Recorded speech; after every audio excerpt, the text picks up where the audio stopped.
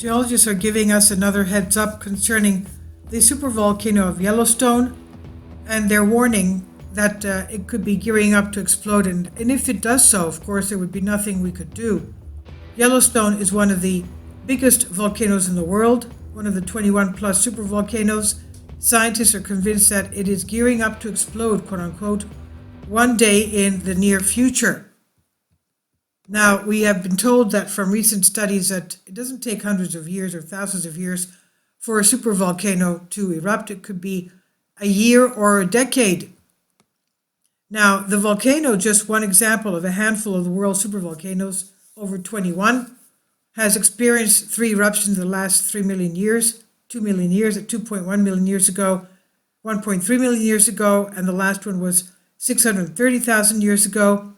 A lava eruption 70,000 years ago, another 80 eruptions since then, and was 1,000 times, the last super eruption 630,000 years ago was 1,000 times bigger than the Mount St. Helens volcanic eruption of 1980.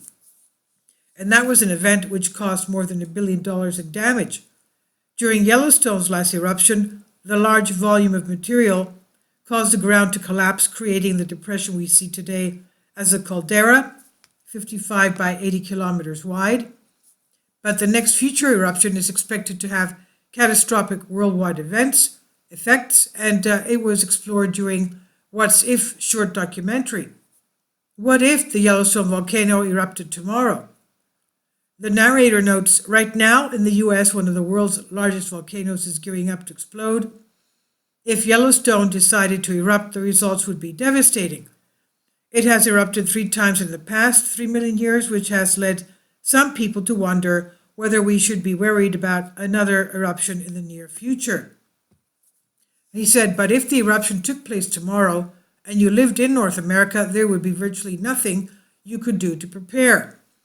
And in geological and volcanic terms, the near future can mean, of course, hundreds of thousands of years away. But the documentary went on to look at the lava output that could be associated with this, noting that Yellowstone would likely produce little in the way of lava flows. It's because before lava becomes lava, it's known as something called magma. Much of Yellowstone's magma would not turn into lava because the intensity of an eruption would force most of it to shoot into the sky. Finally, support my Patreon account. The daily posts are 5 videos daily, and they are totally different from what I have on my YouTube channel. Thank you so much for your support and that you find all my content so interesting. You'll find the Patreon account details in the description box. So much of Yellowstone's magma would not turn to lava because of the intense eruption would force it to shoot into the sky. It would then become airborne ash particles, which are small scorching pieces of jagged rock, and this alone would affect more or less the whole of the United States and, of course, Canada, the whole of North America. Tens of millions of people within a 1,000 kilometer or 621 mile radius would lose their lives. The ash, once breathed in, would form a cement-like mixture in your lung, causing suffocation. And meanwhile, outside buildings would collapse. Just 12 inches of ash is enough to cave in roofs. Okay? Now, experts suggest that even if you were outside the 621 mile range or 1,000 kilometer range, you would still be in trouble because even on the east coast of the United States, around 1 centimeter of ash would have fallen. That's an amount still dangerous to our human lungs, of course. And some ash would travel to Europe, while the rest of the world would experience extreme weather changes. Global temperature would drop by around 10 degrees Celsius. It could last as long as a decade.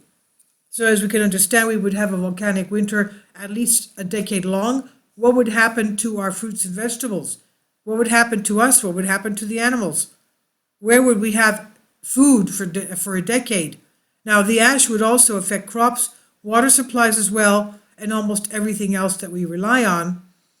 Organizations like NASA have been working on solutions to prevent such a devastating event. And one possibility, they say, would be to increase the amount of water in Yellowstone to be, for example, a geothermal plant to extract heat day by day to reduce the risk of an eruption. But in practical terms, it's likely impossible to convince politicians and geologists, of course, to sanction such an initiative. It may be dangerous because you can drill through the roof of the magma chamber, which is in some places only 3 miles down from the surface. Another plan NASA has hatched involves the drilling a 10-kilometer hole or 6 miles down, pumping the water at high pressure. This would circulate the water, returning it at an estimated 350 degrees Celsius or 662 Fahrenheit, and slowly, day by day, extracting the heat from the volcano. Estimates suggest that this project could cost about $3.5 billion, but would generate electrical power at competitive prices. And so this comes with an enticing catch that could convince politicians to make the investment. But Michael Pollan, the geologist in charge of Yellowstone, will not let anyone touch the supervolcano with such an idea because, of course, it could bring about what they're trying to mitigate. This is by Joel Day on Express UK. Please leave your comments and thank you for your support.